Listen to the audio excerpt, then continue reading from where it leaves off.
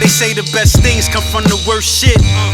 You know, or something like that. But anyway, I want to talk about, you know, this not to, you know, talk too much about this, but Nipsey Hussle's business partner today pretty much went on, I don't know what station it was, but spoke some words about Nipsey in the altercation the other day. So I'm actually going to play this audio and we're going to talk about this.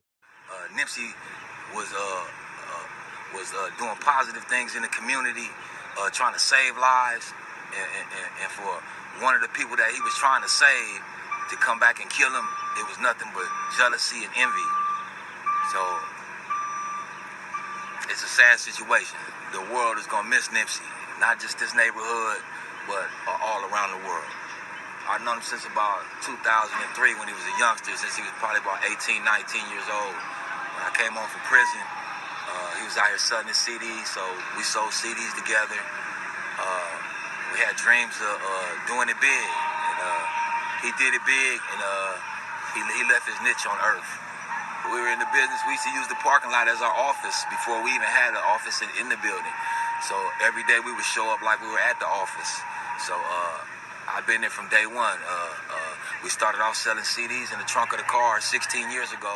Right. So that's him, you know, Herman Douglas, a former business partner now of Nipsey Hussle, you know, pretty much going over the same sentiment, you know, that we said. Obviously, he's right there on the ground, so he knows Nipsey personally, man. I'm just, it's just one of those things where you wish didn't happen, man. Even though we didn't know him personally, we feel this. Everybody feels it. We look at Dave East, you can see it. You can see the genuine people, and you can see the people who are, you know, doing it for clout, I think. But it's just a real unfortunate situation. We talk about other rappers dying and they're not really having that impact.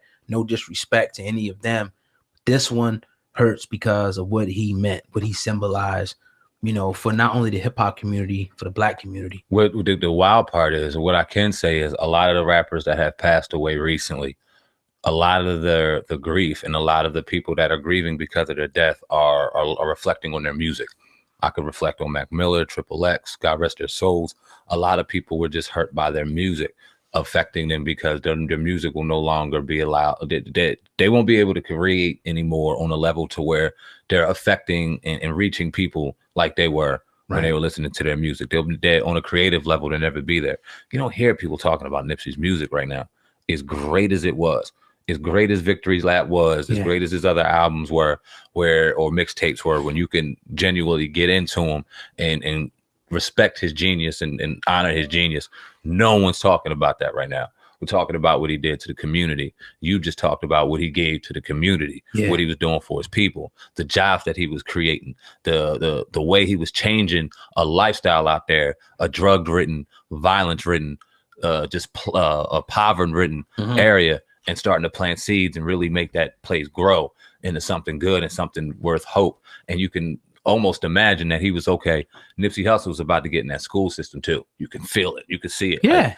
So that shit hurts. To lose somebody like that, that shit hurts. And it's an honor to him, even as a man and as a person, and his family should hold their heads high in their time of grief, understanding that the people that are talking about it throughout these various platforms, if you do happen to catch that, that man is being honored far beyond what he talked about in his rhymes and his music. Thanks. So hold your head high. He was an honorable man, and rest in peace to him. Even when you look at the situation, I want to ask you this, Sam, man, about the LAPD when they held the press conference, and you look at some of the officers there that actually had an interaction with Nipsey, you can see that they were physically shaken by, like, almost they wanted to cry. So I wanted to ask you about the fact that we do know that Nipsey was actually on his way to meet with the Los Angeles Police Department to develop better communication between the police department and the black community, obviously, to try to work something out. And been rumored that he was even trying to unite the street gang Bloods and the Crips. Do you think that that possibly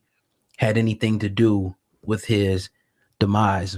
How do you feel about that in general as well? I'm going to keep it respectful and not answer that, but this is what I will say. I'm not going to ever condone the actions of police, because police do a lot of negative shit. But there's some good ones out there. There's some good ones out there that want to do good. And when you think about South Central Los Angeles and you think of their police force, some of them brothers are from out there, and some of them want to see their communities do better. So Nipsey could have been in conversation with them, and some change really could have been going on and occurring, because some good cops may have wanted to see some good going on and these conversations could have happened. We talk about what would happen if this conversation were to occur, and if this were to happen to where gangs were rectified and violence came off the street, drugs came off the street, jobs and money started flowing through there. What would be affected? People lose jobs, prisons, it goes deep. It just goes deep, and I want to read this statement. I'll be remiss if I didn't, read this statement here. Nipsey Hussle's business partner, Herman Douglas, spoke to reporters, and I played the clip earlier, but I have to, actually read this part. He says, "Me and Nipsey was talking, and the dude that shot him and shook our hand said he was a rapper and this old bullshit," Douglas told Los Angeles Times. "Shook our hands, went in and got his burger and left." Then Douglas claims he went inside the marathon store with his own food, leaving him outside in the line of fire when Holder returned with a gun. "I left him maybe approximately 3 seconds. Then I had left Nipsey and the dude came back and shot him." So this kind of the whole report about like the altercation, it's just weird, man. What do you think about that though, Sam, man? Like supposedly it didn't really go down like everybody's saying it went down. It was like it was a friendly thing and the dude just came back with a gun. Which makes more sense on why he was so comfortable in that situation. It wasn't on high alert. It's sickening. It makes you. It's crazy, man. It makes your stomach hurt. Like it was set up the whole time. Like man, I hate to do it. I hate to do it, man. I hate to do it. It's just you. Not to go too deep into the conversation that we had, but when you see certain things that stick out, with certain, like how like you got police and they always look for certain things, and this thing just sticks out. Well, something was left undone, or this or that. There's a lot of things about this Nipsey Hussle, murder right now that I think is very, very suspect. And out of respect for his family and friends that may run into this, I won't go deep into that, but I'll just say that it's a fine line to draw, and it's like it's either we could say nothing or we gonna go all the way to fucking. And I'm really in a mood to go all in, but understanding the sensitivity involved, understanding that how everything got pushed automatically to that theory, quick, and people were offended by it. We want to keep everything within all due respect, but it gets deeper than YouTube. Just please believe that. Yeah. And you maybe at the right time, at another platform, maybe a Patreon or something like that. We'll do a video on it and post it up where the people can actually, look at it for themselves. But, those are some things that is left behind the scenes, man. And we'll respect that. Facts. Definitely. But you're tuned into the Uncensored Truth podcast with your brother, Old God and Sam, man. We're going in today on this Thursday. We want to encourage everybody that's listening to this podcast that every Friday night at 8 p.m. If you want to catch us live, go to our YouTube channel, the Uncensored Truth Podcast. Subscribe to it, and we'll be live every Friday night at 8 p.m. Eastern Standard Time. Just rapping about, what happened in the week. This week we'll probably talk about Nipsey once again. Tomorrow maybe open up the lines for the people and whatnot. So that would be dope to hear some of their perspective, even though we know it'll be nothing but love. Yeah. Just great to get some perspective. Always love to get on here Friday evenings on the Uncensored Truth Podcast and vibe with the people. Yeah. We got a new set coming, like we said, live last week. We got some giveaways going on for you guys. So make sure you stay tuned live tomorrow evening for all the details, all the news. Oh, God, I wanted to talk about this real quick because my boy, man, my boy is back in the news. Now, we ain't heard from him in a while. One of the greatest comedians of all times, one of the greatest actors of all times. Cat Williams is very, very talented. But he also has some controversy and some bullshit that usually surrounds him. And this is something else. Now, what do you think about this? Now, who taught you to hate yourself? From the top of your head to the soles of your feet. Who taught you to hate your own kind? Who taught you to hate the race that you belong to? Hopping out the Lex, I felt like Malcolm X. Marching with the shooters like Martin Luther. 40 cal SK or the fucking Ruger. Don't ever question if I got the heart to shoot. As we walk, we must make the pledge that we shall always march ahead. Cannot turn back. They say the best things come from the worst shit. This all facts, this ain't no verse shit. I done fought the state on some verse shit. Feeling like Franklin the day he touched his first brick. First trip, I did 95 all night. The Chuck Taylor Converse off-white. The laser at your eyes if it's on sight.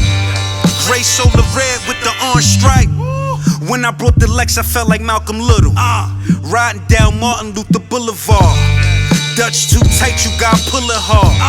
I'm the new black Jake Gyllenhaal. Putting Neosporin on the bullet scar. Cooking raw, eye emojis, look at all. We was up all night scrambling egg whites. Atlantic City niggas gamble with your life. Hopping out the Lex, I felt like Malcolm X. Marching with the shooters like Martin Luther. 40 cal SK or the fucking Ruger.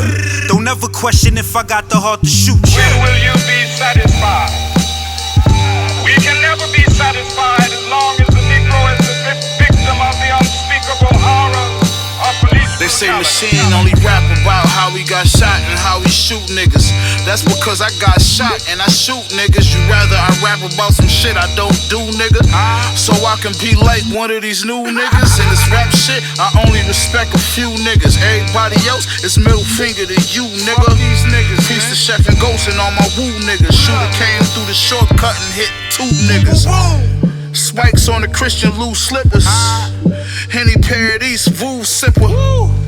My attitude is fuck it. Russell Westbrook mixed with Boogie Cousins. Rockin' a Damier Louis bucket. Bitch on the plane with 50 P's in her luggage. The bezel on the 41mm flooded. With the drama I love it. I know how to mask and glove it. Machine. Hopping out the Lex, I felt like Malcolm X. Marching with the shooters like Martin Luther. 40 cal SK or the fucking Ruger. Don't ever question if I got the heart to shoot